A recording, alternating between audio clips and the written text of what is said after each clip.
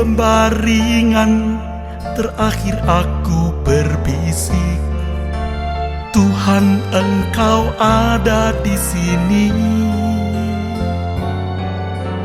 Kaulah yang menemani, setia mendampingi di lembah akhir hayat ini.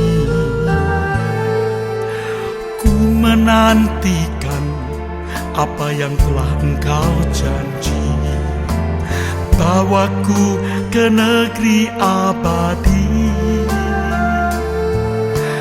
di mana Engkau ada, aku juga di sana, teduh di dalam rumah Bapa.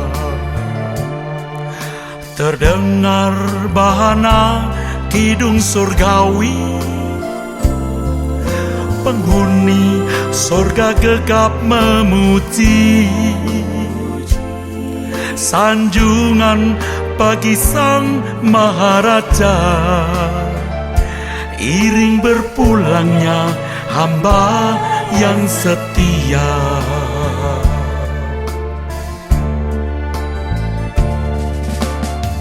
Aku menantikan saat itu, Tuhan.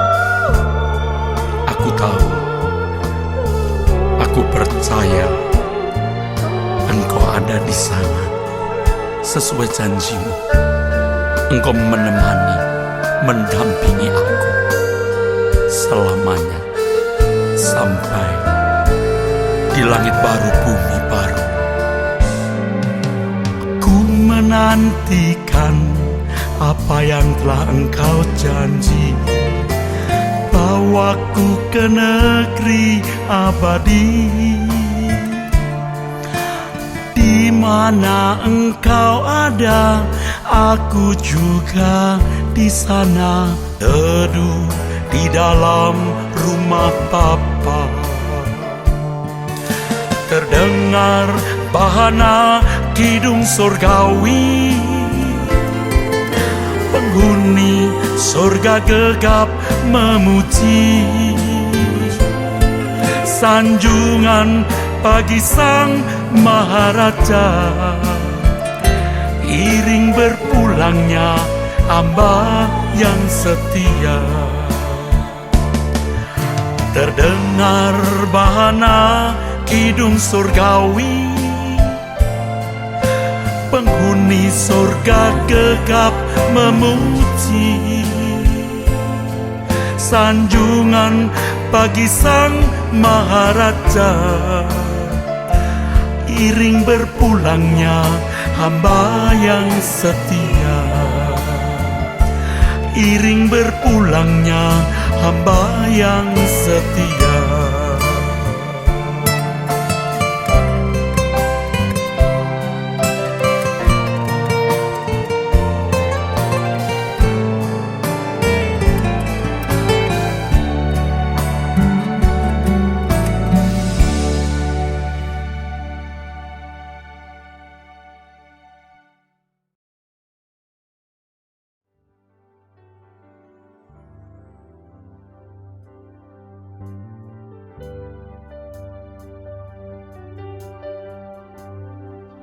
Selamat pagi, Shalom jemaat Tuhan di tempat ini yang juga akan menyaksikan pada channel GSK Bukit Raya. Kita bersyukur bahwa kesempatan pagi hari ini kita boleh menyembah, memuji, memuliakan nama Tuhan.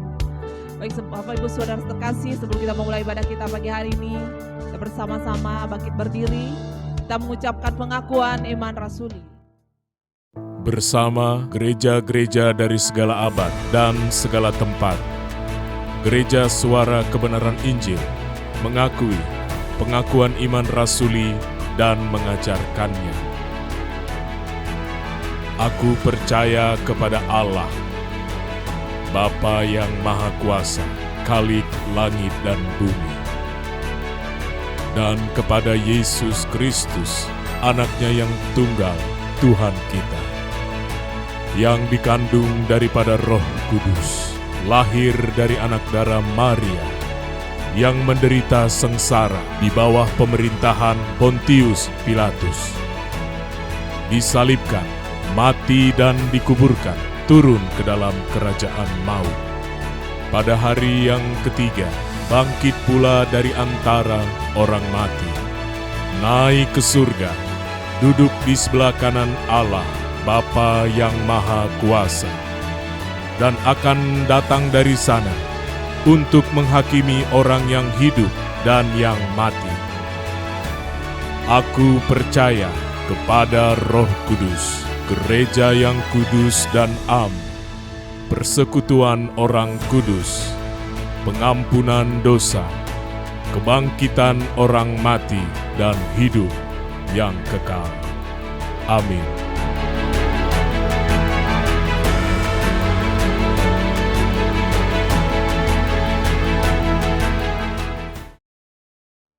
Mari tundukkan kepala kita berdoa.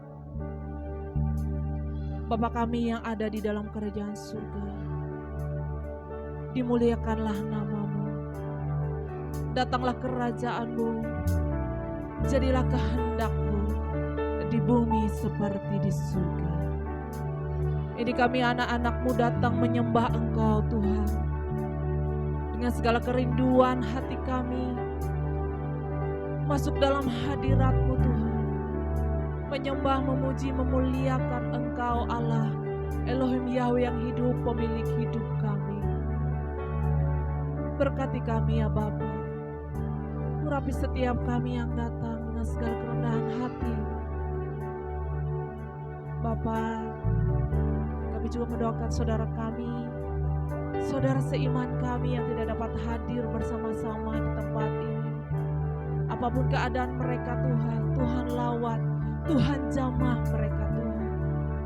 Biarlah mereka juga dapat menikmati hadirat Tuhan melalui siaran tunda GSKI Bukit Raya pada channel GSKI.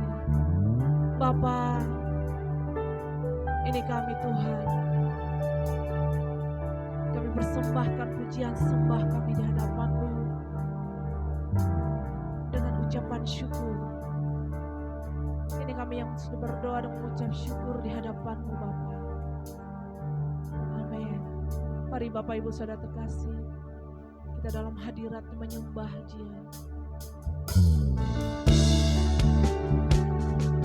Kerinduan kami bersama di tempat ini Bapa, lebih dalam masuk hadirat menyembah Engkau, selamanya dalam hadirat-Mu Bapa. Haleluya. Kemuliaan hanyalah bagi-Mu Bapa Elohim Yahweh.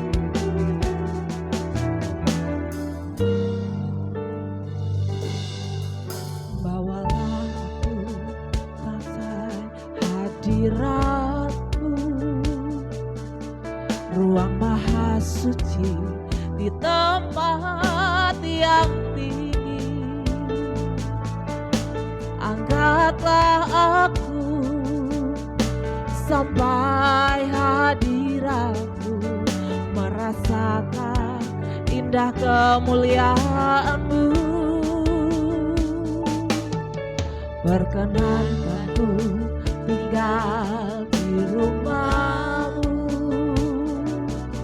dengan para saleh dalam kemuliaan. Bawalah aku sujud menyembah-Mu selamanya, selalu di hadirat-Mu. Elohim Yahweh dan Tuhan Yesus Maha Mulia di tahta yang tinggi. Malaikat Tuhan, serafim-serafim sujud menyembah.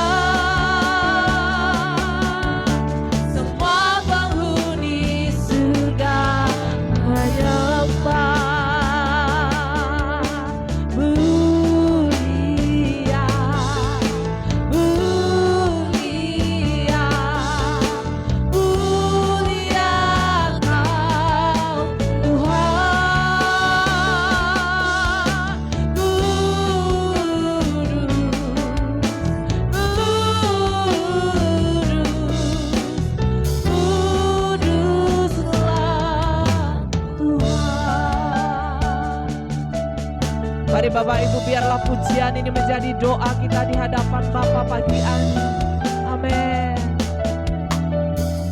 Bawalah aku sampai hadirat-Mu, bawalah aku sampai hadirat-Mu, ruang maha suci di tempat yang maha tinggi ya Bapa. Di tempat yang tinggi, angkatlah aku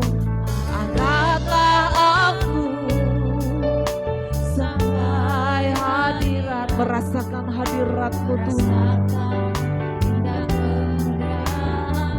Amin. Berkenankan ku tinggal di rumah-Mu ya Bapa, dengan para saleh dalam kemuliaan. Bawalah aku Tuhan, sujud menyembah-Mu, menyembahnya selalu di hadirat. Mari bersama angkat hatimu, katakan Elohim Yahweh, Tuhan Yesus Maha Mulia di tata yang tinggi. Malaikat Tuhan, serafim-serafim sujud menyembah.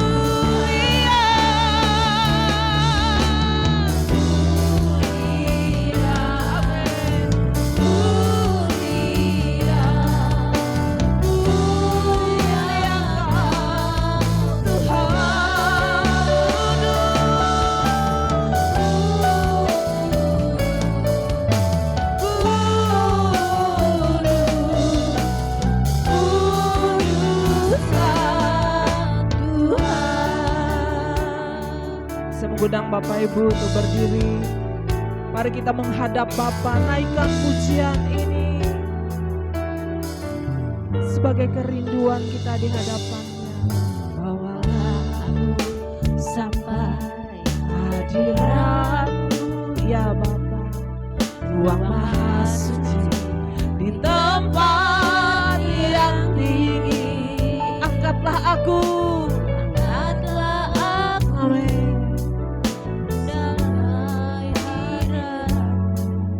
Merasakan indah kemuliaan-Mu. Perkenankan aku ya Bapa, tinggal di rumah-Mu dengan para saleh dalam kemuliaan. Bawalah aku sujud menyembah-Mu,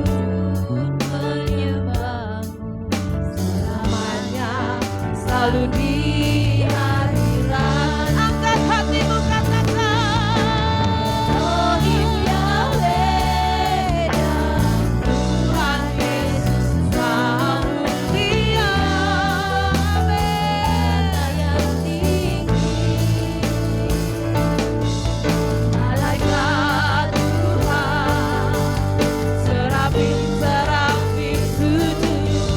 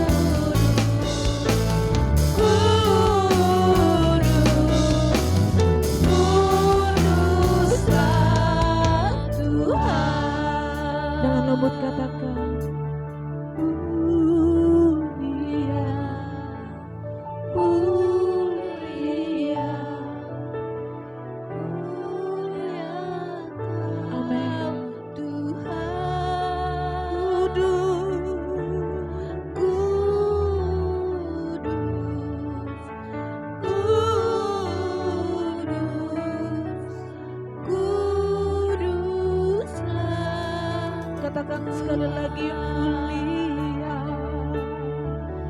Mulia,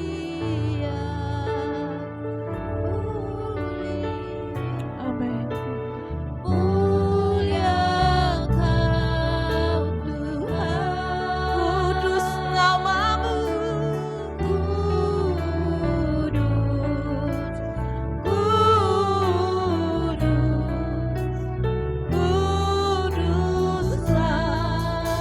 Tuhan, kuduslah Tuhan, kuduslah Tuhan. dalam kekudusannya kita menyembah Dia. Kudus namamu, Tuhan. Kudus namamu, Bapa. Kami menyembahmu. Kami memujimu. Kami memuliakan, Haleluya.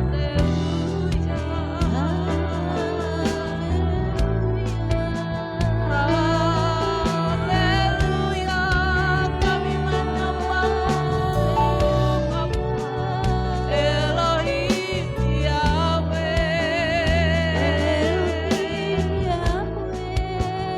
Elohim Yahweh.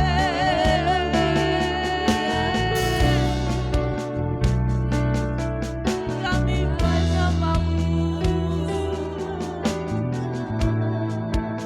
Haleluya.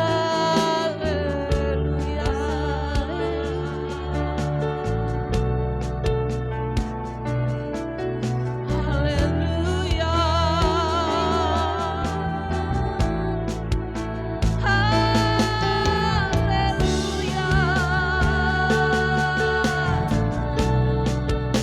Kudus namamu,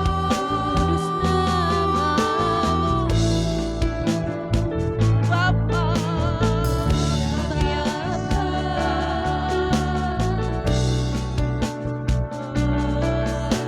Haleluya.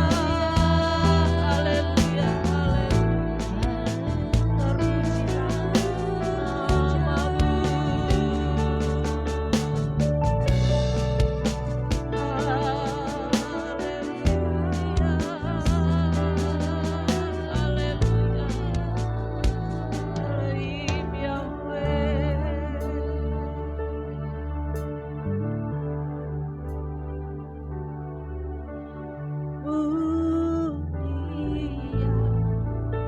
Mulia, mulia Kau Tuhan, kudus, kudus, kuduslah mulia, mulia, mulia, mulia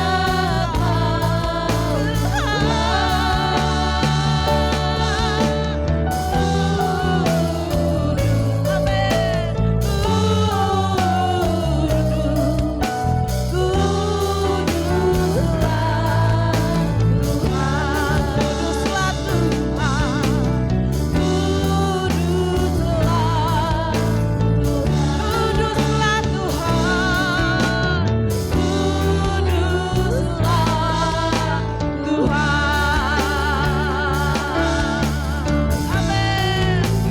Berikan tepuk tangan. Berikan tepuk tangan kemuliaan bagi nama Tuhan. Haleluya. Haleluya. Terpujilah Engkau Bapa kami. Haleluya.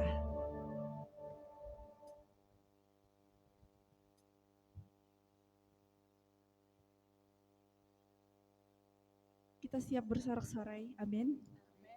Mari kita angkat pujian kita lebih lagi dengan segala ucapan syukur di dalam hati kita.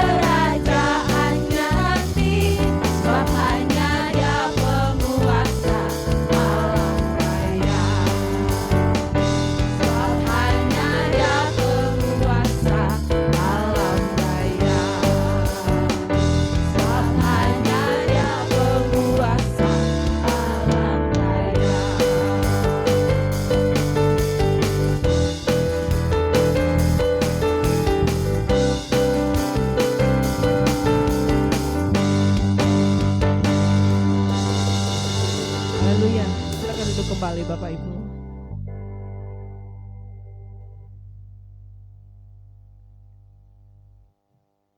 Benar Bapa,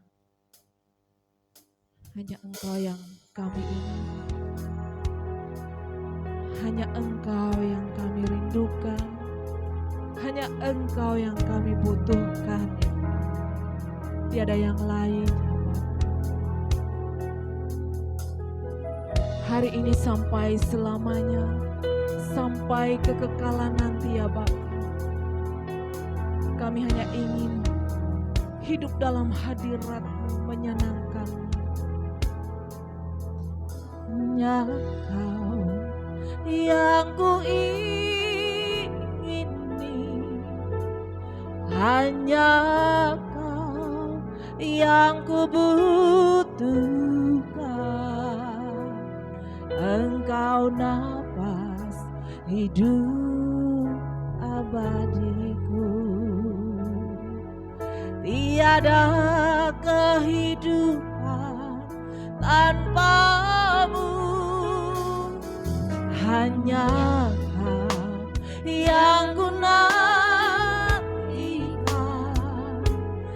hanya Kau yang ku rindukan. Kan ku teguh air kehidupan, memberi hayat sampai kekekalan. Mari jemaat Tuhan, biarlah pujian ini sebagai doa dan permohonan kita di hadapan Bapa. Katakan dengan tulus, yang ku ingini, ya Bapa, hanya Kau yang kami butuhkan. Engkau napas hidup abadiku. Tiada kehidupan tanpa-Mu, hanya Kau yang ku nantikan, hanya Kau yang ku rindukan. Kan ku teguh air kehidupan, memberi hayat sampai kekekalan. Engkau lebih dari nyamuk, Engkau lebih dari nyawa. Amin. Lebih berharga dari segalanya, Elohim Yahweh, Bapakku puja. Kau lebih, mari Bapak Ibu siap untuk berdiri. Dari jantung, Engkau lebih dari nyawamu, lebih berharga dari apapun, lebih berharga dari segalanya, Elohim Yahweh, Bapakku. Dengan tulus bersama katakan, dari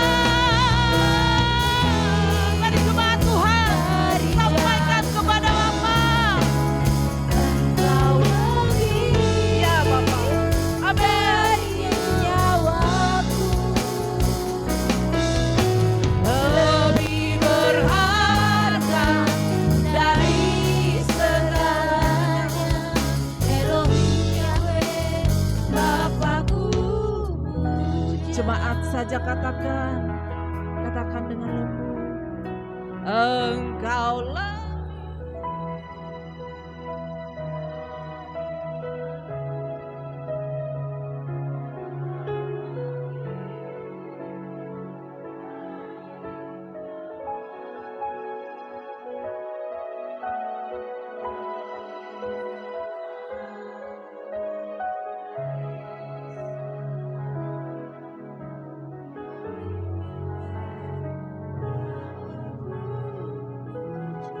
sekali lagi katakan, engkau lebih dari jantung.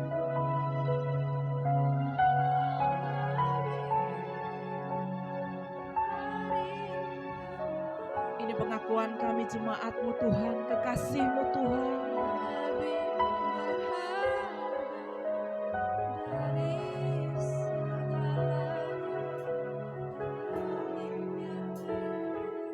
Mari bersama sampaikan dengan tulus. Engkau lebih dari jantungku. Amin. Engkau lebih dari nyawamu. Lebih berharga dari segalanya. Lebih berharga dari segalanya. Elohim Yahweh Bapakku, puja Engkau lebih. Saya mengundang hambanya yang bertugas, kita bersama-sama mendengarkan kebenaran firman Tuhan. Engkau lebih dari nyawaku, lebih berharga dari segalanya. Lebih berharga dari segalanya. Elohim, sekali lagi dengan lebih sungguh katakan kepada Tuhan, Engkau lebih dari segalanya, lebih dari segalanya. Engkau lebih dari nyawaku, lebih berharga dari segala yang ada di dunia ini Tuhan. Elohim Yahweh Bapa, Elohim Yahweh Bapakku puja. Elohim Yahweh, Elohim Yahweh, Elohim Yahweh Bapakku puja. Mari kita sembah Tuhan sekali lagi saat ini. Engkau lebih dari segalanya Tuhan. Haleluya. Oh,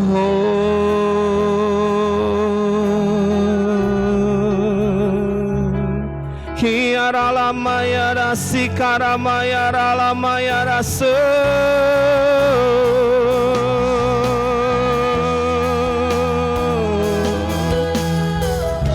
Kami meninggikan Engkau di tempat ini, Elohim Yahweh. Haleluya.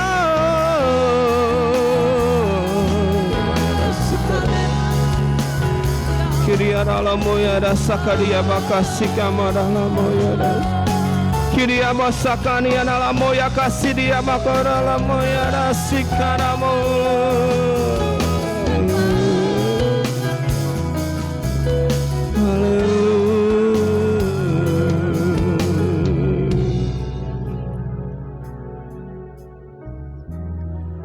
Terima kasih untuk kehadiran-Mu dalam hidup kami Tuhan. Dalam ibadah di tempat ini saat ini, kami yakin dan percaya Engkau yang menjamah setiap hati kami semuanya.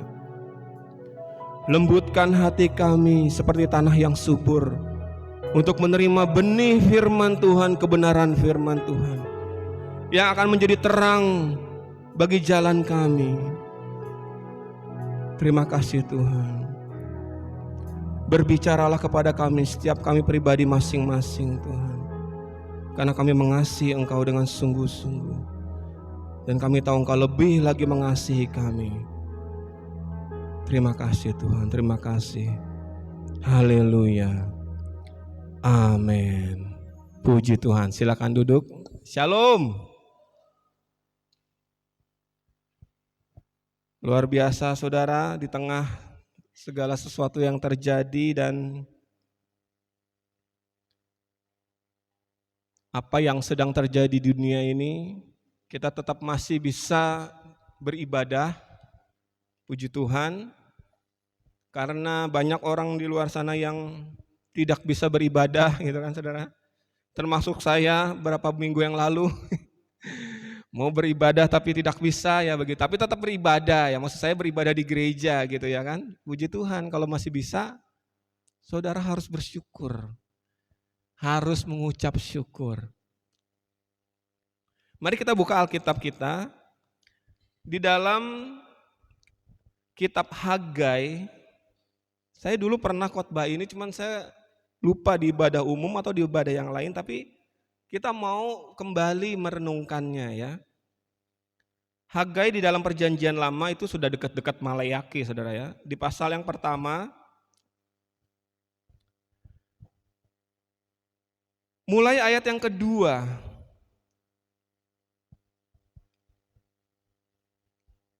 Hagai pasal yang pertama ayat yang kedua, begini firman Tuhan. Beginilah firman Tuhan semesta alam.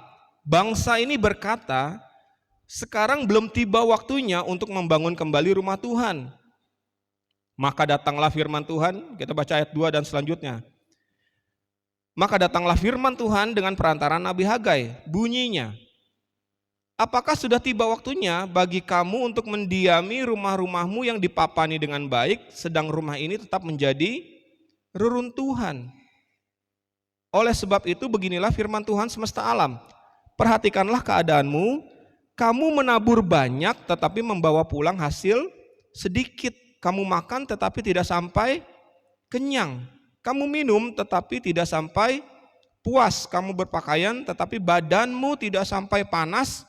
Dan orang yang bekerja untuk upah, ia bekerja untuk upah yang ditaruh dalam pundi-pundi yang berlobang. Sampai di sini dulu saudara. Kenapa ini menjadi highlight kita? Karena saya heran. Saya diberikan satu oleh Tuhan itu melihat keadaan sekitar kita, berita-berita, sangat-sangat heran. Sebenarnya dari dulu heran, tapi makin heran lagi sekarang. Berapa waktu yang lalu ditemukan uang di pensiunan pejabat Mahkamah Agung. Mahkamah Agung itu yang mengatur hakim ya, yang mengatur kasus gitu saudara ya. Berapa saudara jumlah uang yang ditemukan? Ada yang ngikutin berita nggak? Wah 1 miliar pak, aduh kecil itu saudara ya. Ini cash loh saudara, cash. Uang cash yang ditemukan itu nilainya 1 triliun. Itu nolnya ada 1 juta, nolnya 6. 1 M nolnya 9. 1 triliun nolnya ada berapa? 12 saudara. Nolnya itu 12 saudara. Jadi kalau kita cek saldo di ATM nggak kelihatan kayaknya saudara. Kepanjangan nolnya. Tapi ini cash. Selain itu ada emas batangan besar-besar. Dari seorang pejabat, ini saya bukannya hoax atau mendiskriminasi atau diskredit, ini berita nyata. Sudah ada gelar konferensinya, jadi nggak apa-apa dikotbahkan ya. Karena sudah ada memang kenyataan, sudah konferensi pers mereka. Yang ingin saya tanyakan adalah, sebenarnya Bapak ini kurangnya apa? Dia pejabat tinggi di MA. MA itu adalah satu lembaga yang sangat tinggi, namanya aja Mahkamah Agung. Ya kan saudara? Dan setelah diusut, ini adalah penemuan dari hasil penyelidikan terhadap 3 hakim yang memvonis bebas 1 orang yang membunuh pacarnya waktu itu. Jadi 1 orang ini bunuh pacarnya yang udah jelas-jelas melakukan pembunuhan, sama 3 hakim divonis bebas. Ternyata 3 hakim yang memvonis bebas ini menerima suap. Nah ini baru jumlahnya miliaran. Jadi bayangkan saudara, uang 1 triliun itu, jadi divonis bebas ini dengan bantuan dari pejabat MA ini. Tangkap saudara ya. Kalau dari satu kasus aja dia dapat cuman berapa miliar gitu. Ini dia 1 triliun, yang nolnya tadi berapa? 12. Berarti berapa perkara, berapa kasus yang dia tangani yang tidak sesuai dengan hukuman yang seharusnya diberikan. Dan saya pun karena saya pernah di penjara, jadi saya tahu persis itu memang. Waktu itu saya masih SMA kan, belum bertobat dalam tanda kutip. Memang keluarga saya bayar, memang saya belak-belakan aja nggak apa-apa. Harusnya saya dihukum berapa tahun gitu ya, tapi saya nggak sampai segitu. Ya itu ya saya lihat sendiri memang dibayar. Sekarang yang jadi perhatian waktu saya melihat berita itu, kemudian saya merenungkan firman Tuhan, menyiapkan khotbah itu saya shock gitu. Karena apa? Karena yang melakukan ini adalah orang yang punya uang. Ya, saya juga pernah khotbah dulu waktu ada anggota DPR, salah satu ketua DPR yang ditangkap. Korupsinya itu cuman sekitar nggak sampai 1 M, saudara, 900 juta. Padahal di laporan kekayaannya, dia punya harta 90 M. Bagaimana ini saudara? Dia punya 90 M harta dan dia korupsi 900 juta. Akhirnya masuk penjara lama. Yang saya pikirkan bagaimana mungkin seseorang yang sudah punya uang banyak gitu. Ya kan? Sudah punya uang banyak. Kok masih mau korupsi? Kenapa? Bagi saya nih, saya pribadi ya saudara ya. Bagi saya itu nggak masuk akal sebenarnya. Sama dengan, tapi mungkin dalam hati saya juga mungkin beda kepribadian mungkin gitu ya. Saya hobi main bola gitu saudara. Saya kalau main bola itu beli 1 sepatu cukup sampai rusak. Baru saya beli lagi. Tapi memang saya beli yang top grade gitu. Kenapa? Karena kalau saya beli yang middle atau low grade itu cepat rusak justru. Itu saudara. Bukannya saya mau sombong atau banyak uang, enggak. Justru lebih murah, lebih irit kita beli yang mahal sekalian. Karena itu awet. Sepatu yang saya pakai sekarang itu sudah 2 tahun, masih belum berubah bentuknya. Karena itu top grade, yang paling mahal saya beli gitu istilahnya. Karena kalau saya beli yang cuman ya istilahnya low grade gitu, 3 bulan sudah jebol biasanya saudara. Daripada saya beli 3 bulan, 2 tahun bisa dapat yang top grade gitu ya kan. Tapi ada teman saya main bola, beberapa malah, itu kalau datang main bola itu, kalau saya kan tasnya ya paling 1 tas ransel kecil gitu ya, di dalamnya ada handuk, minuman sama baju, sepatu. Ini dia bawa kayak itu apa? Kayak orang mau main tenis tuh tahu saudara, tas tenis yang besar. Isinya bisa ada 10 sepatu di dalamnya saudara. Jadi kalau karena memang ya dia punya duit lah gitu, orang kaya ini ya. Setiap ada keluaran terbaru dibeli. Padahal yang sudah dibeli mungkin baru sebulan 2 bulan yang lalu dia belum pakai, dia sudah beli lagi. Jadi saya pikir, ternyata memang ada orang seperti itu gitu. Tapi kenapa? Apa yang mendasari, motivasinya apa? Nah setelah saya ingat ayat ini baru saya tahu gitu saudara ya. Kadang-kadang manusia itu saudara sudah punya banyak, amin. Tapi masih ada kekosongan dalam hatinya. Ya kan? Seperti firman Tuhan yang baru saja kita baca. Ini adalah suatu perumpamaan. Terima upah banyak. Tapi firman Tuhan katakan apa? Disimpan di pundi-pundi. Pundi-pundi itu adalah tempat penyimpanannya. Tapi bawahnya bolong. Jadi seberapapun upah yang dia masukkan ke dalam, ini perumpamaan. Seperti hilang begitu saja. Betul saudara? Betapapun teman saya ini beli sepatu baru, tetap ada seperti kekosongan dalam dirinya yang kalau ada sepatu baru lagi dia harus beli. Betapapun pegawai MA ini terima uang, yang menakjubkan adalah uang 1 T itu ada di rumahnya, bukan di bank saudara. Ada di rumahnya, disimpan. Seperti orang zaman dulu kalau simpan uang di bawah kasur, betul nggak saudara? Bapak ini pun seperti itu, dia simpan uangnya itu di rumah. Saya kalau punya uang, nggak usah 1 T, 1 M aja. secara cash di rumah, itu rasanya udah wow gitu. Kayak rasanya udah ya udahlah ya, liburan setahun gitu. Bisa aja gitu. Tapi Bapak ini kenapa dia numpuk terus, dia terima terus korup itu, dia terima kasus itu terus, dia terima terus uang suap itu, kenapa dia terus terima? Karena seperti yang kita baca ini tadi, ya kan? Kamu makan tetapi tidak sampai kenyang, nih firman Tuhan. Kamu minum tetapi tidak sampai puas, kamu berpakaian tetapi badanmu tidak sampai panas, dan orang yang bekerja untuk upah, ia bekerja untuk upah yang ditaruh dalam pundi-pundi yang berlubang. Dan ini juga terjadi tidak hanya dalam kehidupan kita secara materi atau jasmani, ya kan, uang, harta, jabatan, tidak, saudara.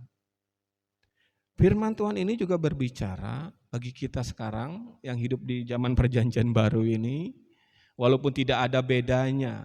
Saudara tidak boleh membedakan perjanjian lama dan perjanjian baru. Kita baca ayat ini di perjanjian lama. Karena orang Kristen progresif bilang perjanjian lama sudah tidak berlaku, itu salah, itu sesat, itu baru sesat, saudara, ya kan?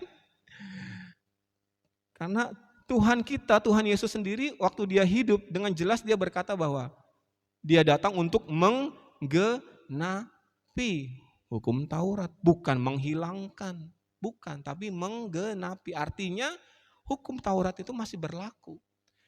Perjanjian lama masih berlaku walaupun beberapa bagian memang sudah tidak bisa kita aplikasikan di zaman sekarang. Contohnya adalah pergi ke kota ini dan bunuh semua penduduknya, ya kan?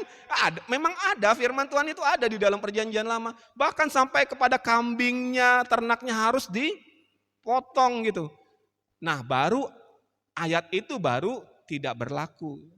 Maka itu kita harus belajar firman Tuhan supaya tahu mana yang masih berlaku, mana yang sudah tidak. Makanya harus belajar, saudara. Tidak cukup hanya di gereja sekali seminggu, nggak cukup. Saudara, nggak cukup. Saudara mau tahu makna yang sesungguhnya, justru secara pribadi dan memang dari segi jumlah pun ayat firman Tuhan dalam perjanjian lama lebih banyak dari perjanjian baru. Saya pribadi lebih mendapatkan banyak nilai value-nya itu di perjanjian lama daripada di perjanjian baru. Terus terang aja, saudara. Banyak sekali. Makanya saya mungkin 70-80% khotbah saya didasari dari perjanjian lama. Karena tidak mungkin Tuhan izinkan kisah-kisah ini, ayat-ayat ini tertulis di dalam perjanjian lama kalau tidak ada gunanya bagi kita. Amin, saudara. Jadi tidak hanya sekedar materi, tapi secara rohani, secara mental, apalagi sekarang yang lagi tren itu apa? Mental health katanya. Menyerbu Gen Z, Gen Y, Gen apalah semua itu ya. Saya bukannya saya bersyukur bagaimana. Ya bersyukur dalam tanda kutip. Akhirnya, ya saudara, akhirnya manusia tahu bahwa bukan cuman badannya yang diurus. Akhirnya manusia zaman sekarang mulai mengerti bahwa bukan cuman penampilannya yang harus diurus. Bukan cuman gaji yang besar yang harus dikejar, ya kan? Bukan cuman karir, jabatan. Akhirnya manusia sekarang tahu bahwa selain itu ada juga yang namanya mental. Istilah mereka mental, ya kan? Bagi kita ini adalah manusia batiniah seperti yang tertulis dalam kitab Korintus. Jadi saya bersyukur dalam tanda kutip. Walaupun dengan cara yang negatif, akhirnya orang tahu bahwa mental itu harus dipelihara juga. Bahwa ternyata mental health itu sangat besar pengaruhnya dalam hidup manusia. Baru tahu mereka sekarang. Wah, mental health di mana-mana sekarang. Iya kan, saudara? Kena mental kayak itu, saudara ya. Baru tahu mereka bahwa sebenarnya Memang, selain kehidupan kita yang bisa kita lihat dengan mata ini, apa yang kita pakai, apa yang kita punya, pekerjaan kita, jumlah saldo kita berapa. Ada sesuatu yang lebih penting, saya katakan lebih penting justru. Yaitu mental health itu. Bagi kita ini adalah manusia batiniah. Firman Tuhan berkata apa? Manusia lahiriah, nah itu ya kan yang selama ini dilihat orang. Itu mau nggak mau pasti makin merosot, pasti ya. Yang umurnya sudah 40 tahun ke atas, 50 tahun ke atas itu pasti tahu.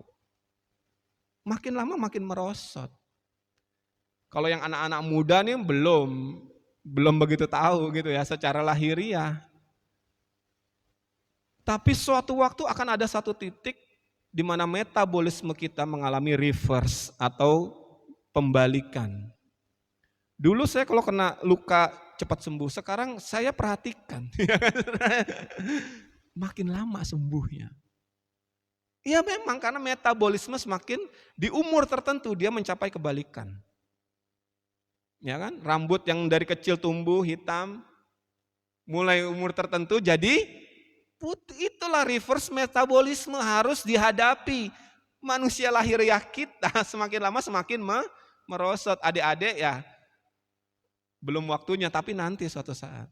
Artinya apa? Berarti fokus kita harusnya bukan di situ. Karena itu mau nggak mau. Saudara mau treatment, perawatan, mau skincare yang harganya miliaran sekalipun. Suatu waktu keriput itu tidak bisa pakai skincare lagi. Suatu waktu, iya.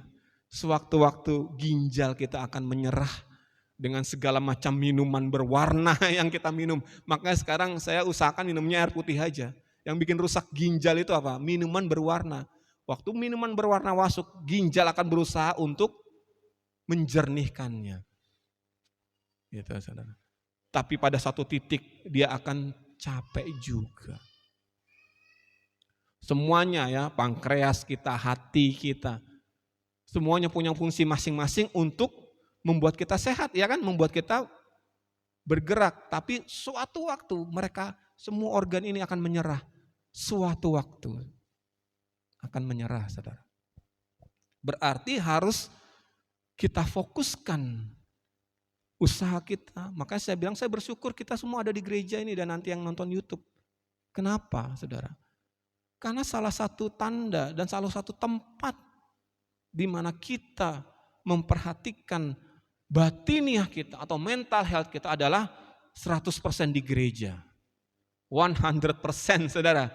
Kalau saudara datang ke tempat ini, saudara nonton YouTube ini, berarti saudara sedang memperbaiki, sedang memperhatikan yang namanya manusia lahiriah. Lahiriah, batiniah. Karena secara lahiriah kita semua duduk, ya kan? Duduk semua. Tapi secara batiniah, mental health kita diperbaharui di sini di gereja ini. Melalui firman Tuhan, melalui puji-pujian. Karena apa? Karena kalau tidak, maka kita akan mengalami apa yang kita baca ini. Ya, di ayat 6 ini. Atau jangan-jangan kita sedang dalam keadaan seperti ini. Nah, ini waktu yang tepat ya, saudara ya. Saudara yang hadir tempat ini. Saya juga ini kan harus ke saya dulu, baru ke kita semua. Saya juga refleksi gitu kan, melihat ke dalam diri saya. Apa yang saya lakukan, jangan-jangan saya sedang mengalami ayat 6 ini. Jangan-jangan saudara sedang mengalami. Jangan-jangan yang nonton sedang mengalami. Ya, jangan-jangan saudara menabur banyak, tapi gak ada hasil. Kalaupun ada sedikit, ya firman Tuhan ya, ayat 6 nih. Kita makan, tapi gak sampai kenyang. Nah ini pasti batiniah. Kenapa? Kalau secara lahiriah makan banyak pasti, ya pasti kenyang, saudara. Kecuali kelainan ya, yang mukbanger itu nggak tahu ususnya berapa panjang gitu ya, makan terus nggak kenyang-kenyang. Tapi bagi kita orang normal, secara lahiriah, makan banyak pasti kenyang. Tapi firman Tuhan katakan di sini dengan jelas, kamu makan tapi tidak kenyang. Ini pasti mental. Ya, ini pasti batiniah.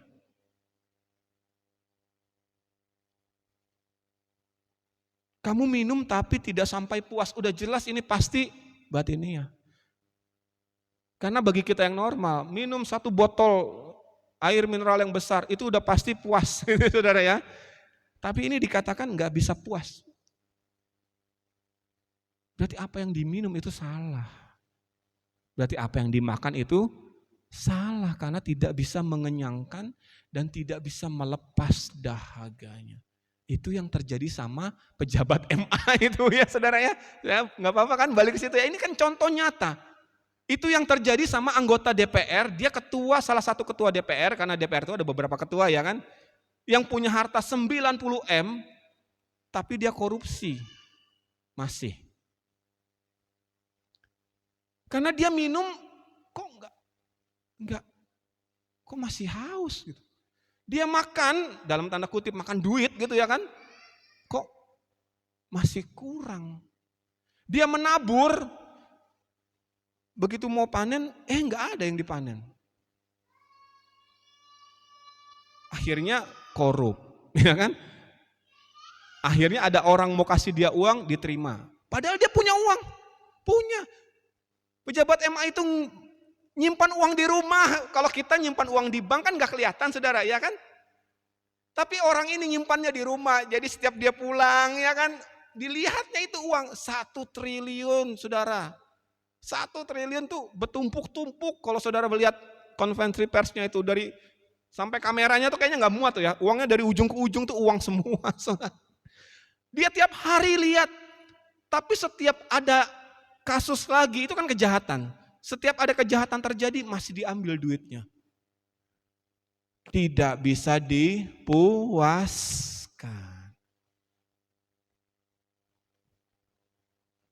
Kamu berpakaian tetapi badanmu tidak sampai hangat, pakaian tentang jabatan, ya kan? Sudah naik jabatan, nggak puas, mau lebih lagi seperti itu.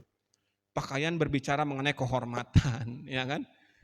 Dihormati orang, tidak puas, lebih mau dihormati lagi. Tidak ditegur sedikit, marah. Karena pakaiannya seperti, lu nggak lihat baju gua, gitu loh istilahnya, ya kan? Orang nggak tegur, dia marah, ya kan saudara? Dia punya banyak uang, tapi nggak dianggap, marah, gitu saudara ya. Dia kayaknya masih kedinginan gitu, nggak sampai. Padahal dia punya pakaian, tapi dia masih kedinginan, gitu loh. Dia masih berharap orang selalu hormat, respect, setiap ketemu harus respect. Nah kadang-kadang orang melengos, ya udahlah saudara, kan nggak sengaja misalnya. Emangnya dia sengaja misalnya ya, kalaupun orang sengaja tidak memperhatikan kita, kalau saudara masih marah itu ada sesuatu yang salah dalam diri saudara. Ya udahlah, ya kan? Iya saudara. Kalau saudara merasa saudara sudah berpakaian bagus, ya jabatan saudara bagus, uang saudara banyak, kemudian saudara tidak dianggap orang, kemudian saudara marah, kecewa, kemudian bete gitu istilahnya, mental health kena mental gitu ya. Itu berarti ada sesuatu yang salah dalam diri saudara. Karena apa? Karena Tuhan Yesus, ya kan? Karena Allah Bapa kita aja, saudara. Allah Bapa kita aja mau turun ke Gunung Sinai. Yang turun ke Gunung Sinai untuk bertemu dengan Musa itu bukan Tuhan Yesus, saudara. Itu siapa? Itu Elohim Yahweh. Sampai waktu Musa turun, Musa mukanya bercahaya. Itu bukan Tuhan Yesus yang ketemu sama dia. Tapi dia ketemu sama Elohim Yahweh langsung. Makanya harus ada batas. Kalau orang Israel melanggar batas, mati dia, kebakar. Kenapa? Karena Elohim Yahweh itu kudusnya tiada tara. Kekudusannya bisa membakar daging kita yang lemah dan penuh dosa ini gitu saudara ya.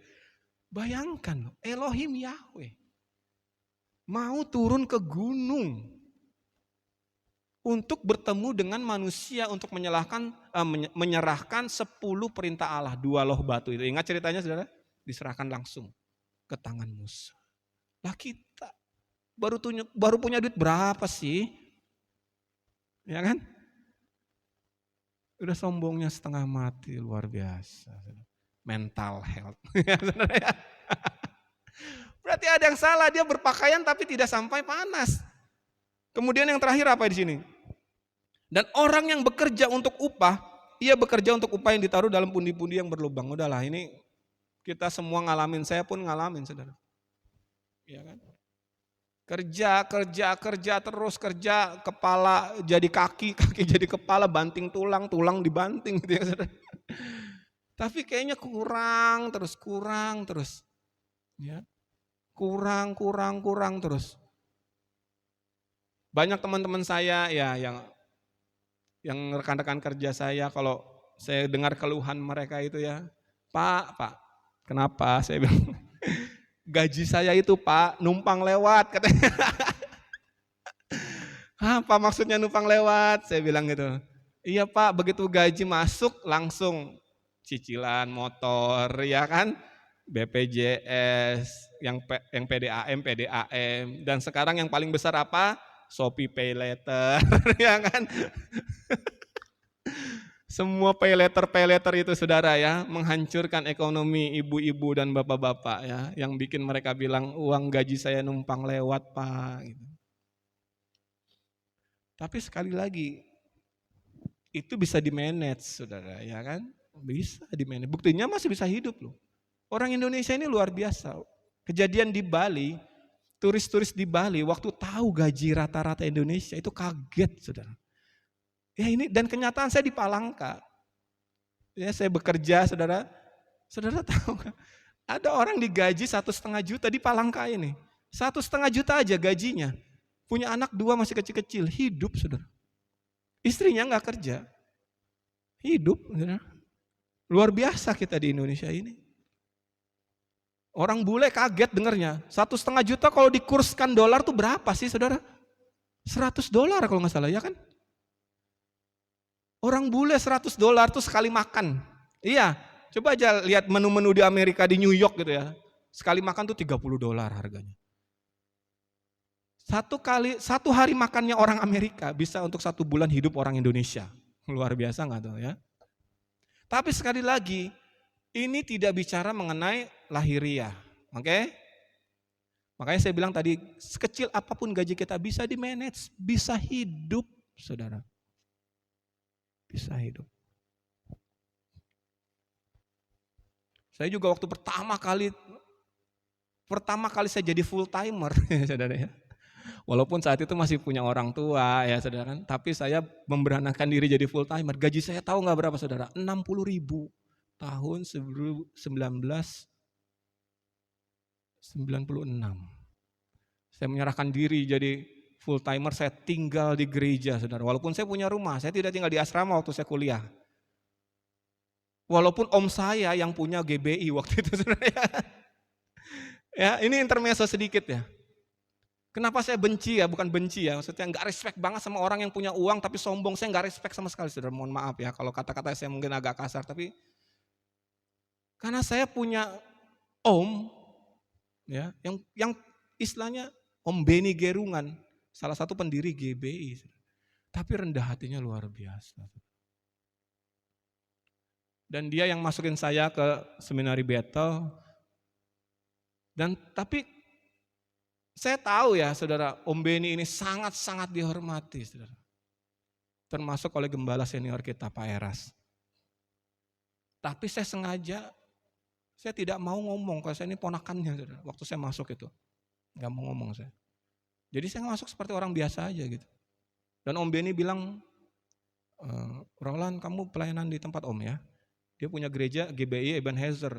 Waktu di Jakarta Pusat gerejanya megah, 10 kali lipat lebih megah dari gereja ini, kayak istana gereja saudara. Itu adalah dambaan dari setiap mahasiswa baru gitu saudara ya kan. Tapi saya nggak mau saudara. Jangan Om, saya bilang gitu. Saya cari tempat lain aja. Iya, akhirnya saya di GBI Meruya saudara. Gerejanya rumah dimodif jadi gereja di perumahan Taman Meruya Ilir gitu ya. Sebelahnya Taman Meruya Udik. Nah tahu kan saudara kalau udah Udik tuh kampung kalau bahasa Jakartanya. Ini sebelahnya Ilir gitu saudara ya kan. Gereja kecil saudara. Ya, tapi ada pastorinya di belakang itu. Dan saya lihat pastorinya kosong. Saya ngomong sama Bapak Gembala, Pak saya tinggal di sini aja boleh? Oh boleh banget katanya. Padahal saya punya rumah, sudah nggak apa-apa. Gitu ya. Jadi saya kira kalau misalnya kita ini mengandalkan apa yang kita punya, mengandalkan kekayaan kita dan kemudian kita tidak dihormati, kemudian bagaimana itu saya pikir waduh ya, bagaimana ini saudara kita kan. Saya tapi sangat beruntung ya belajar dari tokoh-tokoh seperti itu dan akhirnya om saya memperkenalkan saya dengan Pak Eras sampai akhirnya saya ikut Pak Eras sampai sekarang. Itu kisah singkatnya seperti itu saudara. Ya. Kita kembali dalam firman Tuhan ini. Kalau misalnya ada dari saudara dan saya juga melihat ke dalam diri saya sendiri, merasa bahwa sudah setiap minggu ke gereja Pak saya, kegiatan doa saya ikut, gitu ya kan saudara, kegiatan apapun saya ikut, saya udah coba Pak baca Alkitab, saya udah coba berdoa terus setiap hari di rumah, tapi saudara, kok masih ada yang kosong gitu. Tapi kok saya nabur banyak, ya kan? Saya curahkan waktu saya banyak, tapi kok nggak ada hasilnya. Saya pernah ngalamin hal ini, saudara, ya kan? Nah, saya nggak tahu saudara bagaimana. Saya pernah ngalamin hal ini, saudara. Bayangkan, saya tinggal di gereja. Dulu ada doa pagi juga di gereja itu ada. Semua ibadah, sampai ibadah wanita pun saya ikut sebagai pemain musiknya. Satu-satunya cowok di dalam ibadah itu, saudara. Iya, saya pernah melayani main musik di Jakarta itu 8 ibadah di hari Minggu. Mulai dari ada ibadah, di Jakarta itu ada ibadah yang jam 5 pagi, itu ada saudara. Jam 5 pagi ibadahnya, saya main musik di situ. Jam 5, jam 7, jam 9, jam 11, terus sampai jam 7 malam. 8 kali main musik dalam satu ibadah, dalam satu hari. Saya pernah alami itu saudara. Dan itu berlangsung bertahun-tahun, saudara. Sampai di satu titik di mana saya rasakan kok sepertinya menabur banyak tapi nggak ada yang dituai, ini kenapa gitu loh saudara. Nggak ada yang dituai, itu kenapa? Ini jawabannya saudara ya. Ayat 7 dan seterusnya kita akan baca. Dari Hagai pasal pertama ini. Beginilah firman Tuhan semesta alam. Perhatikanlah keadaanmu. Jadi naiklah ke gunung, ayat 8, bawalah kayu dan bangunlah rumah itu. Maka aku akan berkenan kepadanya dan aku akan menyatakan kemuliaanku di situ, firman Tuhan.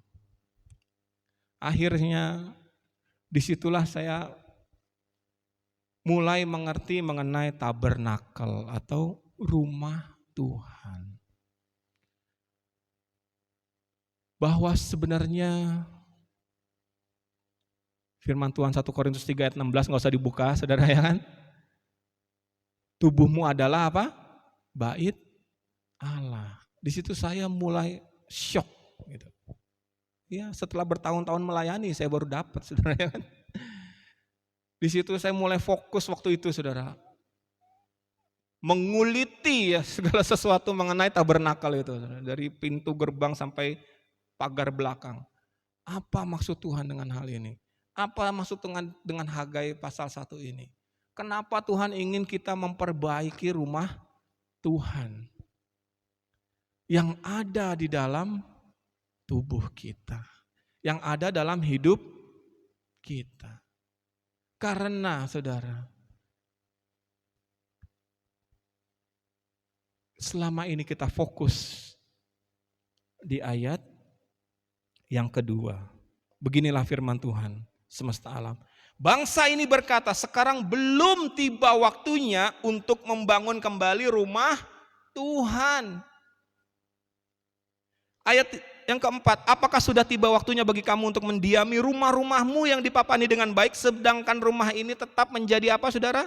Reruntuhan. Kenapa waktu saya melayani 8 kali main musik di gereja, saudara, di hari Minggu, tapi saya tetap merasa kosong. Kenapa, saudara? Karena itu saya lakukan untuk mendirikan rumah saya sendiri. Ya itu jawabannya, saudara. Segala sesuatu yang saya lakukan walaupun bungkusnya rohani, saudara. Tapi ternyata sampai saat itu, sampai titik itu saya masih melakukannya untuk kepentingan diri saya sendiri. Walaupun bungkusnya gereja. Itu sesok-soknya gitu saudara ya kan. Iya betul saudara. Kita mendiami rumah kita. Sekali lagi, rumah ini bicara mengenai rumah batiniah. Bukan rumah saudara yang saudara tempati secara fisik, bukan. Tuhan gak peduli, saudara, betul. Rumah fisik saudara mau dari beton, tembok, atau masih dari kayu. Saudara pikir Tuhan peduli itu kan? Itu gak peduli sebenarnya Tuhan. Betul, saudara. Tapi yang Tuhan lebih pedulikan adalah rumahnya di dalam diri saudara. Karena banyak orang lebih memperhatikan rumah lahiriahnya daripada rumah batiniah. Termasuk saya waktu itu. Ya kan? Termasuk saya waktu itu. Baru setelah saya syok itu baru semuanya jadi nyambung. Nyambung semuanya. Kenapa makan gak pernah kenyang, ya kan? Kenapa minum gak pernah puas? Kenapa berbuat dosa lagi? Ya? Kenapa ditawari dunia hal yang gak baik, walaupun tahu itu gak baik, tetap jadi terima? Kenapa orang tadi terima uang korupsi, sudah banyak uangnya di rumah, tapi dia terima lagi. Kenapa? Karena dia membangun rumahnya sendiri. Sekarang berapa banyak di antara kita selama ini? Ini udah gak ada bedanya mau pelayan Tuhan, mau saudara yang gak pernah pelayan, ini sudah gak ada bedanya. Ya, gak ada bedanya. Di hadapan Tuhan, yang Tuhan lihat adalah rumahnya ini yang dibangun rumahnya siapa. Ya. Karena walaupun saudara tidak melayani secara fisik di gereja, tapi kalau saudara mengerti prinsip firman Tuhan ini, dan saudara membangun rumah Tuhan dalam diri saudara, maka Tuhan akan menilai saudara lebih berharga daripada saya misalnya, ya kan? Yang sekarang sedang khotbah ini, tapi saya khotbah untuk membangun rumah saya sendiri. Mungkin di mata Tuhan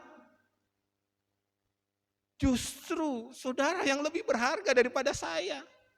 Itu loh. Di mata manusia mungkin yang lihat, ya kan? Wah itu pendetanya yang khotbah itu, itu pasti lebih rohani daripada yang duduk mendengarkan. Belum tentu, saudara. Mungkin saudara yang duduk nih lebih berharga, lebih rohani di hadapan Tuhan daripada saya, siapa tahu saudara. Itu juga menjadi cambuk untuk saya untuk hati-hati.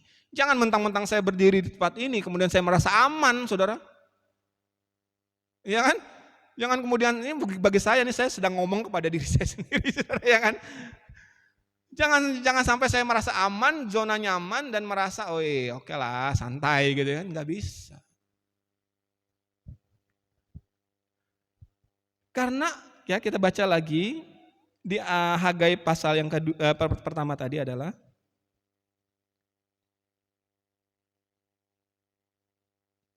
karena di sini dikatakan bahwa ayat yang ke-8, jadi naiklah ke gunung dan bawalah kayu dan bangunlah rumah itu. Kalau saya santai, udah itu saya berarti stuck, mati udah rohaninya pasti. Ya. Karena di ayat yang ke-8 ini adalah satu proses, walaupun cuma satu ayat, ya kan? Tapi ini proses yang tidak pernah berakhir sampai kita secara fisik mati. Ini ayat 8 ini, saudara. Ya, perhatikan ini.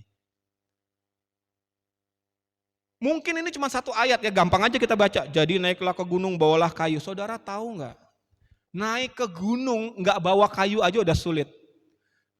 Agak susah ya untuk ngomong dengan kita karena di sini nggak ada gunung ya kan. Tapi saya sejak SMP sudah naik Gunung Salak ya, mungkin saya udah berkali-kali ngomong itu. Jakarta dekat dengan Bogor. Di Bogor itu ada Gunung Salak, tinggi saudara. Sejak dari SMP saya punya hobi naik gunung. Percayalah kepada saya saudara, naik gunung itu sulit, saudara. Ya. Kita kalau mau lihat, yang kita kejar waktu naik gunung itu adalah matahari terbit, sunrise. Wah, itu memang ya pemandangan indah banget saudara. Jadi kita tuh mulai startnya itu mulai dari jam 6 hari sebelumnya. Gitu ya kan. Paling lambat tuh kalau sudah ahli atau cepat tuh jam 10 masih bisa lah. Jam 10 malam naik. Jadi dalam kondisi gelap saudara, naik gunung. Ya, dan itu saudara pikir naik ke puncak gunung gitu ya terus sampai puncak, enggak saudara. Naik berapa jam harus berhenti dulu. Minum dulu ya kan. Makan dulu snack ya. Harus istirahat dulu, menyesuaikan dengan suhu klimatisasi namanya. Baru naik lagi gitu saudara ya.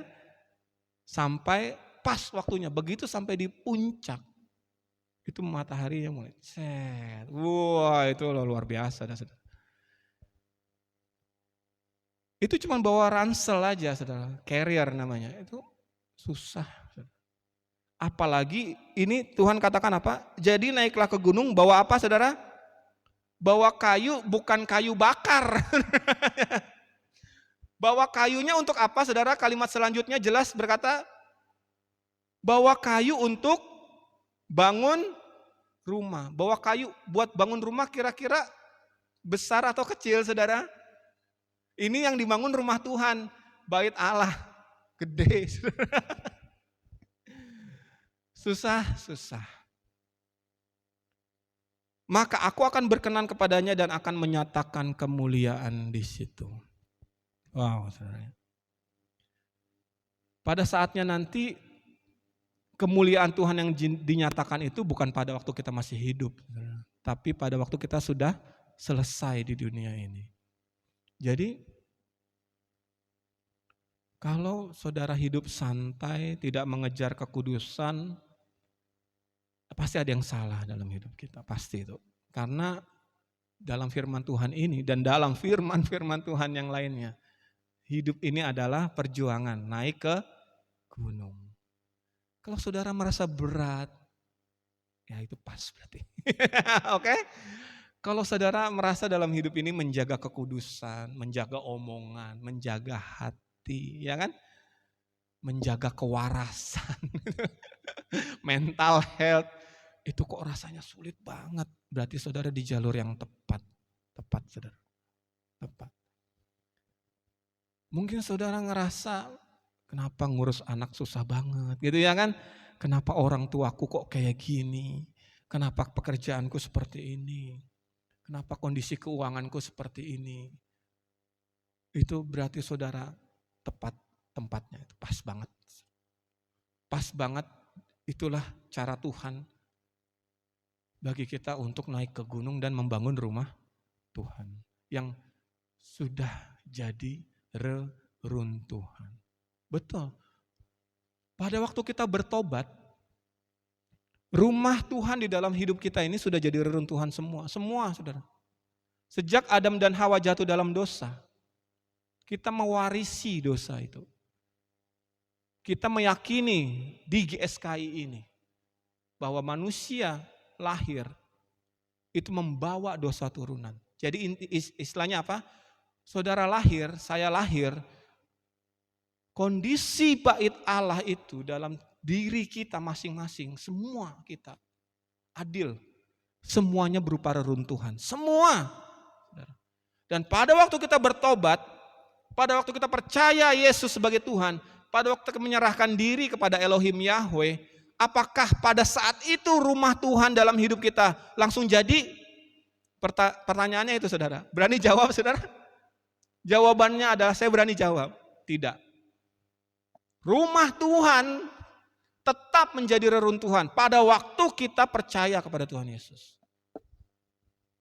Ya betul saudara. Karena rumah Tuhan itu tidak sehari jadi. Saudara. Ya. Rumah Tuhan itu tidak sehari jadi. Pertobatan kita, penyerahan diri kita kepada Elohim Yahweh adalah batu pertama yang diletakkan sebagai pondasi dari rumah Tuhan dalam hidup kita. Saya akan akhiri dengan ini, saudara ya kan.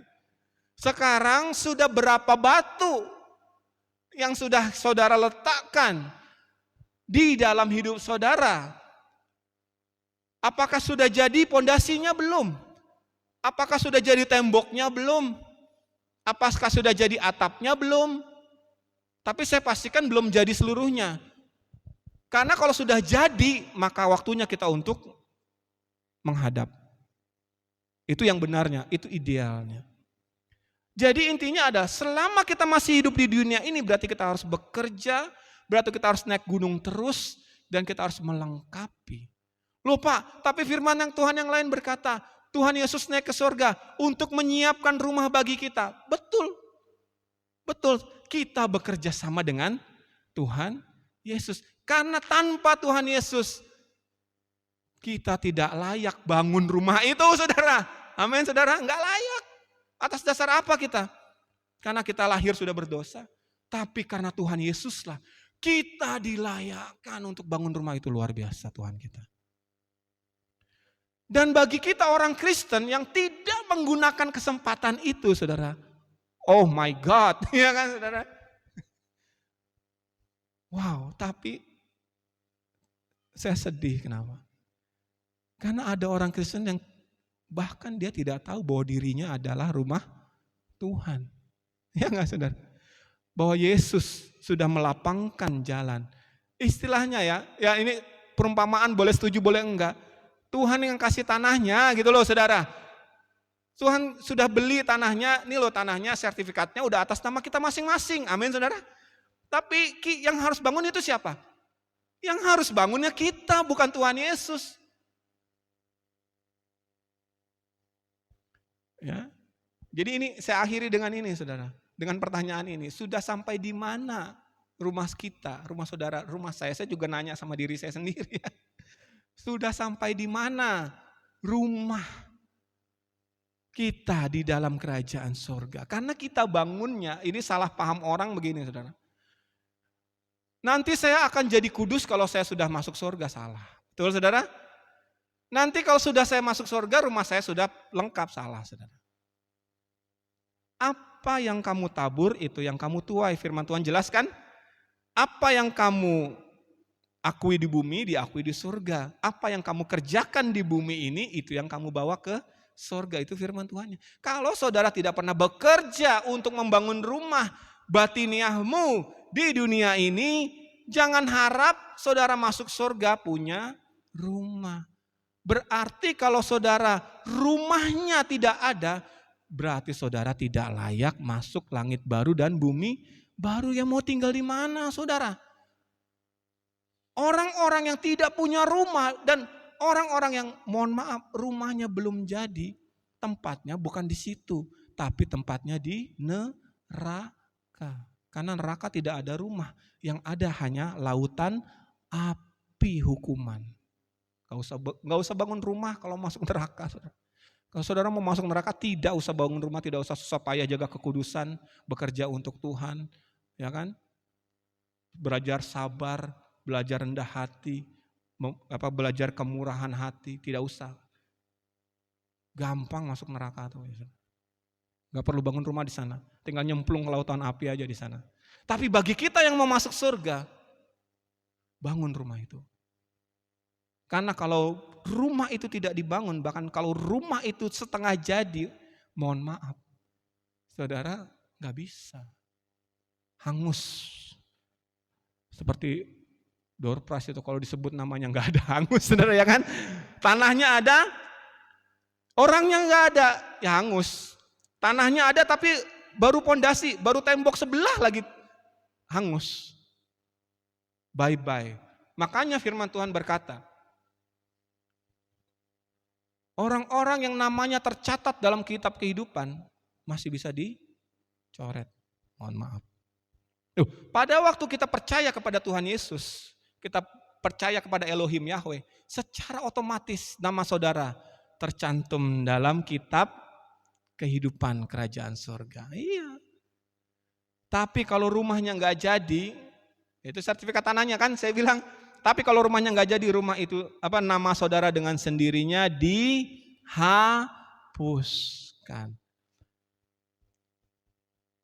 Makanya saya walaupun berpuluh-puluh tahun sudah ikut Tuhan, saya tidak pernah merasa aman, saudara. Ya, dan itu baik bagi saya.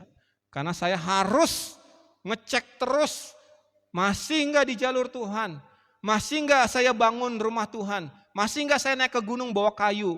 Naik gunung nggak pakai bawa kayu aja berat. Gimana ini kita harus bawa kayu dan segala macam material untuk bangunnya. Kita bangun rumah Tuhan bukan di tanah yang datar, saudara. Tapi kita bangun rumah Tuhan dalam hidup kita itu di atas gunung. Yang artinya adalah penuh dengan perjuangan.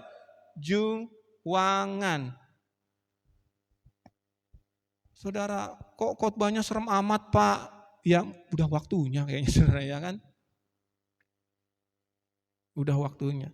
Sebenarnya waktu saya diberitahu mengenai jadwal ini, kemudian saya berkata, waduh Tuhan kayaknya sampaikan tentang kasih, love gitu ya kan saudara, untuk membalut hati yang luka gitu ya kan, saudara. Oh itu saya banyak khotbahnya tentang hal itu juga, saudara, banyak bahan khotbah itu menyenangkan untuk didengar gitu, saudara.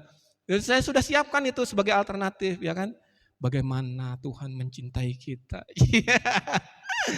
Bagaimana Tuhan menyediakan segala sesuatunya untuk hidup kita. Wah, ya saudara, ya kan. Banyak ayatnya itu memang. Dan itu memang harus kita tahu juga, ya kan. Bagaimana Tuhan mengasihi kita. Ya kan, tadinya saya mau berkhotbah, saudara tidak akan bisa mengasihi sebelum saudara mengalami kasih Tuhan. Wah, luar biasa itu, saudara, ya kan. Ya memang betul ya, saudara. Saudara merasa nggak? Saudara nggak akan bisa mengasihi orang. Saudara nggak akan bisa mengasihi gereja ini.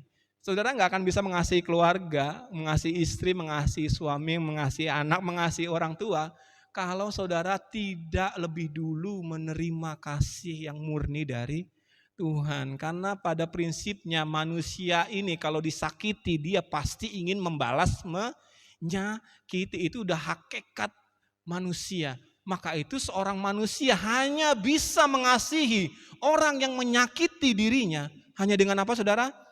Hanya dengan kasih Tuhan. Oh, luar biasa itu khotbahnya, saudara, ya. Iya.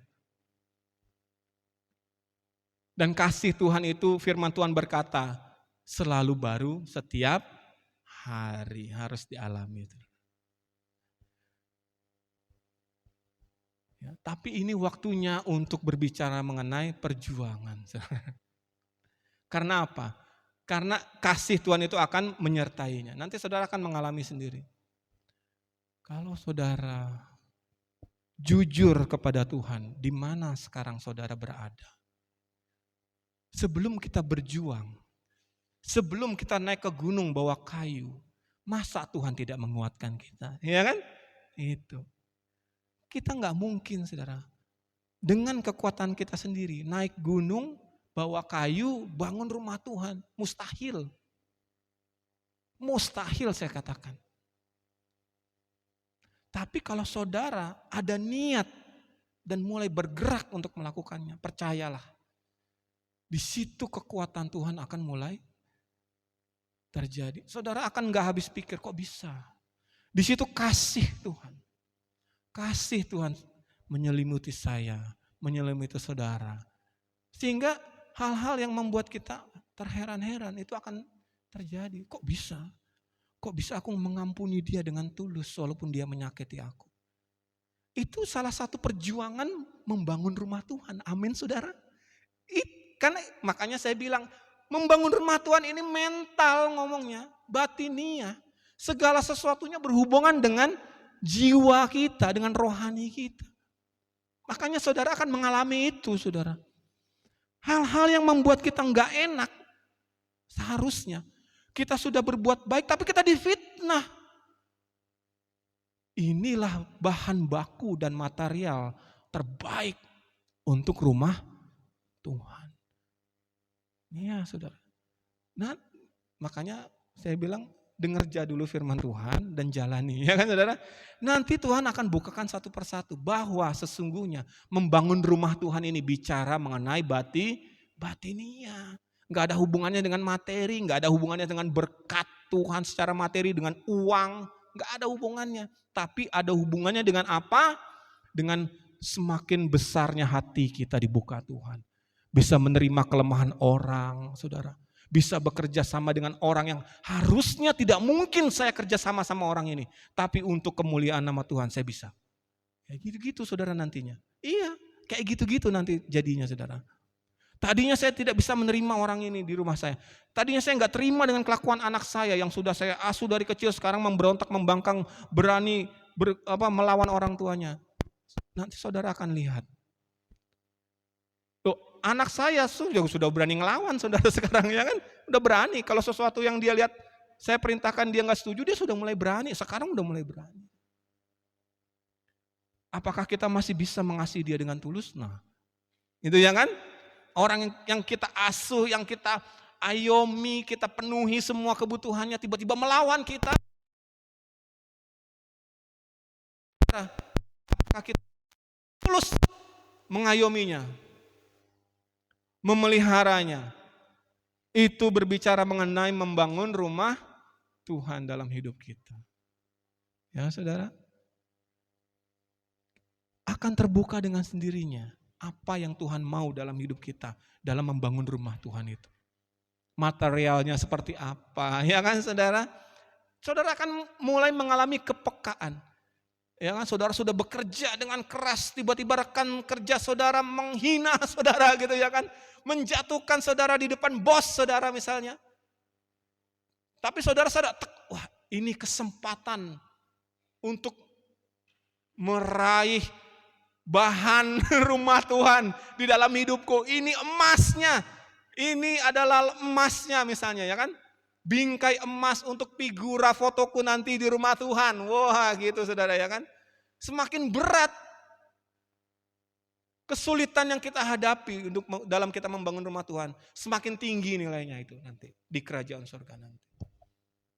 Jadi jangan takut saudara.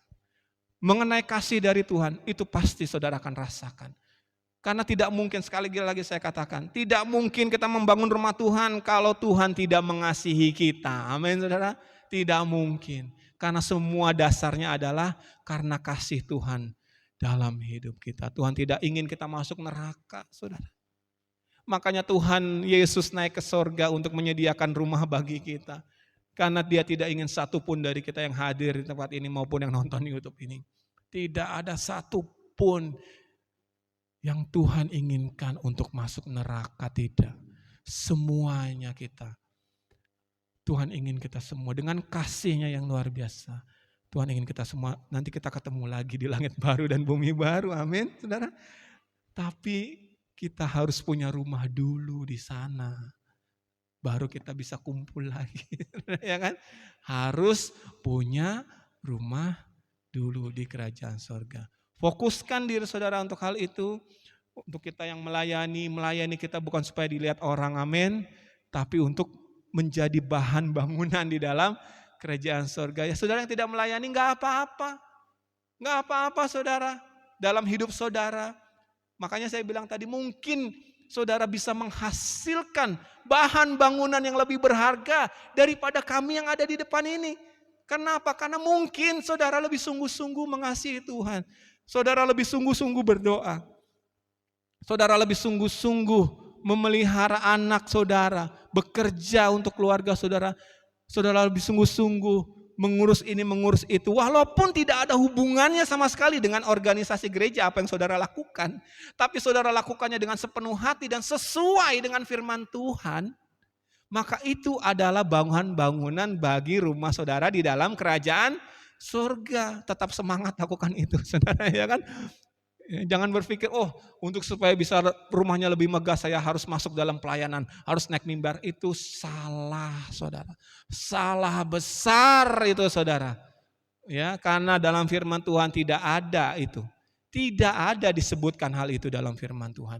Tapi masing-masing orang bertanggung jawab terhadap dirinya sendiri. Sudah di mana rumah Tuhan dalam hidup saudara? Yang bisa jawab cuman saudara sendiri. Dan Tuhan menghimbau, saya menghimbau. Kalau yang masih berupa reruntuhan, belum terlambat. Mari sama-sama kita bahu-membahu. Kalau semua dalam satu gereja ini bisa berfokus dalam hal yang satu ini, saya yakin dan percaya bisa mempercepat pertumbuhan kerohanian kita. Bisa mempercepat bangunan rohani dalam hidup kita masing-masing. Sehingga apa saudara? Sehingga nanti fokusnya adalah bukan dalam diri kita sendiri.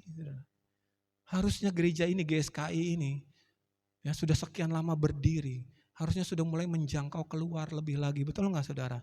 Sudah lagi tidak dipusingkan dengan masalah internal. Ya kan saudara? Dan itu hanya bisa kita lakukan kalau masing-masing bangunan rohaninya sudah mulai terbentuk satu persatu masing-masing. Tapi kalau yang satu sudah mulai pesat, yang satu masih reruntuhan, itu gimana ya saudara ya? Akhirnya masih antar kita lagi kan gitu saudara ya kan? Tapi saya rindu saudara, mari masing-masing. Dan ini bukan tanggung jawab ibu gembala kita sebenarnya. Tapi sesungguh-sungguhnya, memang ada tanggung jawab dari gembala, dari gereja harus ada. Tapi sesungguh-sungguhnya, mohon maaf, sesungguh-sungguhnya. Yang paling bertanggung jawab adalah siapa saudara?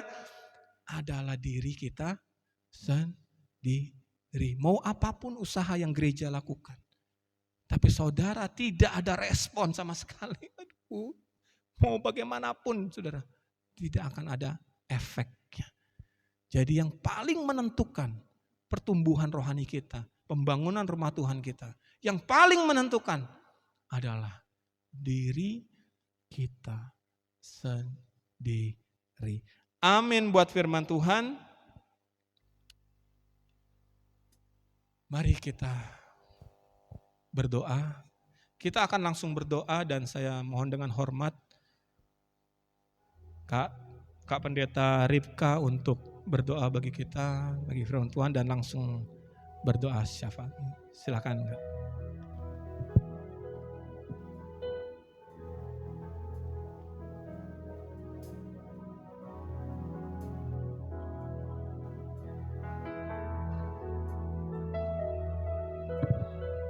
Mari kita tundukkan kepala kita berdoa.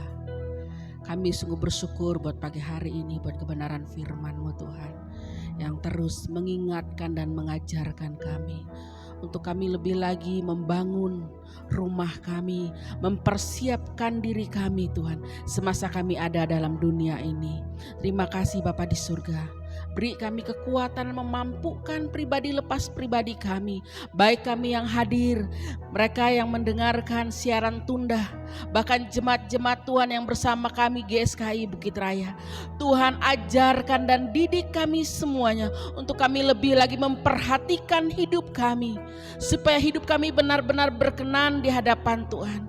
Hidup kami boleh membangun rumah kami Tuhan, di tempat yang sudah Tuhan siapkan bagi kami bersama dengan Engkau. Biar kami tetap berjuang melakukan apa menjadi kehendak Bapa atas kehidupan kami. Terima kasih Bapa di surga, hamba-Mu sudah menjadi berkat buat kami. Tuhan kembalikan kekuatan urapan yang baru buat hamba-Mu. Tuhan juga memberkati kehidupannya, pekerjaan, pelayanan, keluarga, semua Tuhan memberkati dan menyertai hidupnya. Dan kami juga berdoa dari tempat ini buat Ibu Gembala kami yang masih dalam perjalanan ziarah di Israel. Hari ini sudah ada di Jordania dan akan kembali besok ke Jakarta. Tuhan Engkau juga menyertai perjalanan hamba-Mu. Terlebih Tuhan memberikan kekuatan, kesehatan, perlindungan yang daripada Tuhan. Kami percaya penyertaan Tuhan yang sempurna bagi hamba-Mu. Terima kasih Tuhan, dan semua jemaat-jemaat Tuhan, kami menyerahkan kehidupan mereka semua dalam tangan-Mu. Biarlah Tuhan senantiasa senantiasa menyertai jemaat-jemaat Tuhan yang bersama dan kami. Mereka yang belum sempat hadir pagi hari ini juga Tuhan, memberkati mereka. Apapun hari ini yang terjadi atas hidup mereka, baik mereka sedang mengalami kelemahan tubuh, Tuhan memberikan kekuatan. Mereka yang sakit Tuhan pulihkan, Tuhan sembuhkan mereka. Mereka yang terikat terbelenggu, Tuhan membebaskan dan memerdekakan mereka. Terlebih Tuhan, mereka boleh bertemu secara pribadi dan Engkau. Mereka boleh dapat perkenanan-Mu atas hidup mereka. Mereka terus berjuang dengan iman mereka Tuhan, untuk memperoleh kehidupan yang kekal bersama dan Engkau. Terima kasih Bapa di surga, dan kami juga berdoa buat gembala senior kami Pak Erastus yang saat ini juga sedang dirawat di Singapura dalam masa-masa pemulihan. Tuhan memberikan terus buat hamba-Mu, karena kami percaya Engkau mengasihi dia dan dia mengasihi Engkau Tuhan. Kami percaya Tuhan, Engkau beserta dengan dia dan Engkau terus memberikan kekuatan, pemulihan yang sempurna daripada Tuhan. Diberkati hamba-Mu, semua keluarga diberkati. Terima kasih Bapa di surga, kami menyerahkan buah kehidupan, bahkan semua kehidupan kami pelayan-pelayan Tuhan di tempat ini. Tuhan terus menuntun langkah kami, terus ajarkan dan kami untuk melakukan apa menjadi kehendak Tuhan, sehingga hidup kami benar-benar menjadi teladan. Hidup kami boleh menjadi berkat bagi banyak orang, sehingga benar-benar nama Tuhan dipermuliakan. Terima kasih Bapa di surga, juga daerah kami Palangkaraya, Kalimantan Tengah, dan sebentar pada tanggal 27 nanti akan mengadakan pemilihan gubernur, wakil gubernur, wali kota. Tuhan Engkau campur tangan, Engkau memberkati. Kami percaya Tuhan yang menentukan pemimpin-pemimpin yang takut akan Engkau Tuhan, dan kami menyerahkan semua biar semua terkendali aman sesuai dan kehendak-Mu Tuhan. Terima kasih Bapa di surga, diberkati daerah kami Palangkaraya, Kalimantan Tengah Tuhan. Kami menyerahkan seluruh kehidupan kami. Terima kasih Bapa di surga, bangsa dan negara ini juga ada dalam kendali dan kontrol-Mu Bapa di surga. Terima kasih Bapa, dan kami juga siap untuk memberi persembahan kami.